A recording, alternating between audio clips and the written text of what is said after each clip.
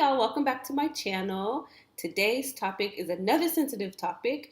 I think I should just say that all my videos are probably going to be sensitive topics because in truth, my channel, it's definitely evolving, and I really want to focus a lot on talking about trauma, primarily sexual abuse, but also just talking about other complex traumas, physical abuse, neglect, because I feel like, especially with sexual abuse, it's a topic that is not discussed enough because it's so uncomfortable to talk about.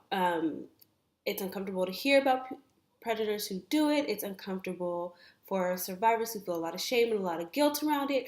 And so my goal is definitely to just break down that shame, break down that guilt, break down that stigma so that we can take an honest look at what goes on in society, and so we can rectify this, and it doesn't have to be such a painful, lonely road for survivors to go through.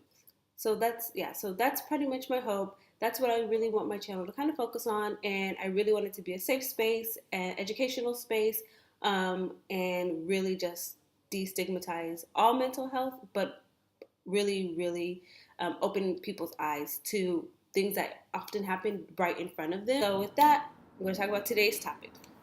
Now, today's topic is one that actually is not talked about a whole lot. There's not a lot of research actually on it. I feel like it's very disturbing, and that also contributes to people feeling like really shame and guilt and even questioning whether this actually happens. But I am going to talk about it and hopefully bring some awareness and help those who have experienced this type of abuse feel like, oh my gosh, I'm not crazy. This really did happen, and then go reach out and get some help. So this topic is mother-daughter sexual abuse. It is also known as MDSA. I feel like part of the title even when I was writing about it, I recently wrote a blog, which I'll link below, that you can read, about mother-daughter sexual abuse. I found myself using the acronym MDSA more because it feels like it's not as threatening. Like when you hear the term of mother-daughter sexual abuse, like you get a visceral reaction and it makes you so uncomfortable because mothers are revered in our society. We often don't even think of mothers as being sexual beings. So the fact that a mom could be sexually abusing her daughter is really hard to stomach, and it does happen. And because it happens usually in the context of like caretaking activities such as like bath time, even breastfeeding, things of that nature, like it can be really hard to kind of discern. And also like often masked in like, oh, I'm checking your body to make sure that you don't have eczema, polyps. Like it's masked in that way where the person feels like, okay, well, this feels intrusive, but my mom says she's just checking me, so it's okay. And unlike, a male sexual response, where there's like no obviously noticeable changes of arousal that happen that you kind of link, okay, this is what's going on. That may not necessarily be what's seen for the child. So it's very, very confusing. People don't believe that it happens. Even survivors question, like, wait, was this abuse that happened? And once a person realizes, oh my God, I think I was being abused, a whole bunch of things come along with that. And so in this video, not only do I just kind of want to bring awareness to that topic, but I also want to talk about ways that if you are a survivor or you're thinking, okay, I think something happened, but I'm not exactly sure, how you could feel like these signs to help you kind of cope and kind of deal with whether or not this is something that happened to you. And to know that it doesn't have, just like with any sexual abuse, it doesn't have to define you. You can heal. You don't have to be alone and suffer. And there are people who are trained to help survivors like yourself. Tip number one is to seek professional help. If you have an inkling, if you are curious, if you have flashbacks and memories and something just feels really off, seek professional help. I would say this across the board for anybody who's a survivor of sexual abuse. It's very, very hard to try to go it alone on the healing process because so much of it is about relationships And a lot of the healing needs to come in the context of like a supportive, safe, trusting relationship. And you may be able to find that with another person, but because you have like all of this trauma that's built up and linked to the abuse, it can be really difficult to kind of unpack that in a relationship with a friend or a romantic partner. And with a therapist who's kind of trained to kind of notice those little intricacies and those behavioral shifts, it helps you become more attuned to your own body, to your own needs, so that you are better able to vocalize that to another.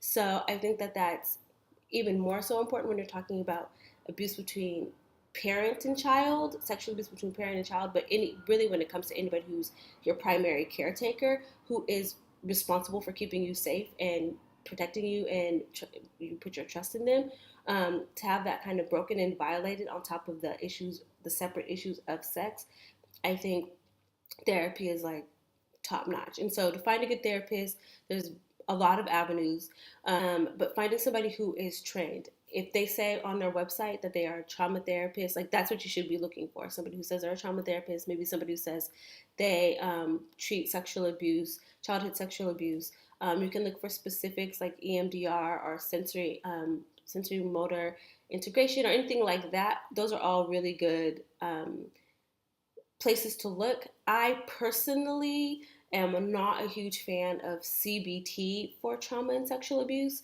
because I feel like the body is involved, because trauma gets stored in the body, and CBT doesn't really tackle that piece. It doesn't go into the sensations and the somatic work that needs to be done. But maybe if you find a CBT therapist that you really like, and they do have trauma informed CBT. So if you find somebody like that, I would also recommend something like finding a trauma-informed yoga teacher who can do some of that body work. And if the two of them can work together, like I often work with other providers, then that's also really good, so that they're tackling kind of the same thing. And you can go into your yoga, and if something comes up, you're talking to your therapist, and then they're communicating with each other, so everybody's kind of on the same page. I'm really a fan of like broad system support like that.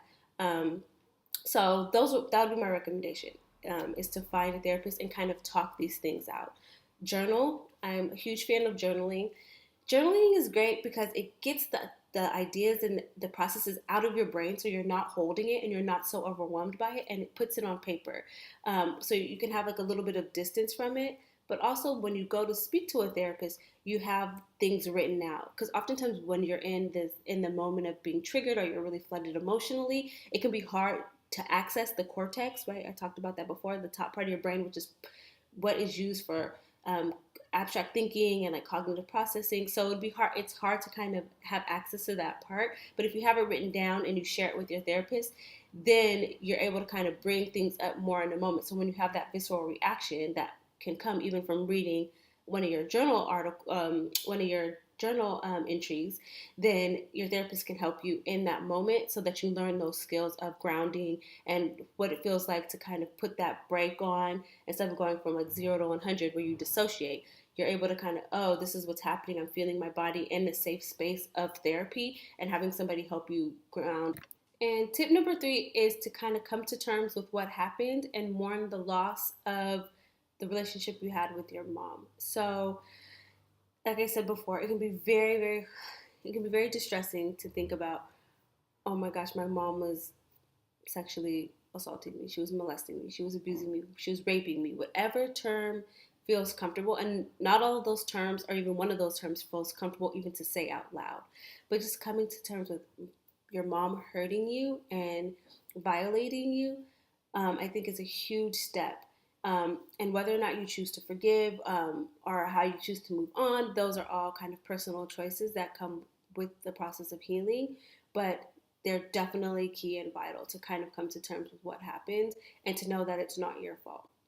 You didn't do anything to encourage it.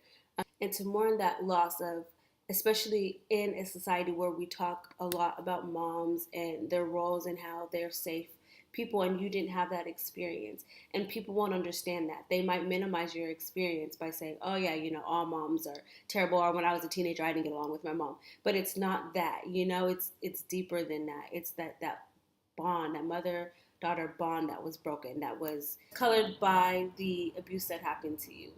And many people won't understand. And so talking about it can be really hard. Talking about it with other friends, even your partner, they might not really understand what that experience was like for you. Um, and that can be really hard and very lonely and very isolating. Those are my 3 tips for how to cope with mother daughter sexual abuse. Again, it's not talked about a lot, but it happens. It really does happen. One way to kind of explore whether this is something that happened to you is as you're thinking about those past experiences, if they made you feel gross or dirty or used or taken advantage of, those are some indications that something was off with what happened to you and that you might have been sexually abused. If you or somebody you know is suffering from the effects of child sexual abuse, please don't hesitate to reach out, call a therapist, get help. Healing is possible. So with that, I will see you guys on Sunday for the Fearless Me Challenge, and I hope you have a good rest of your week.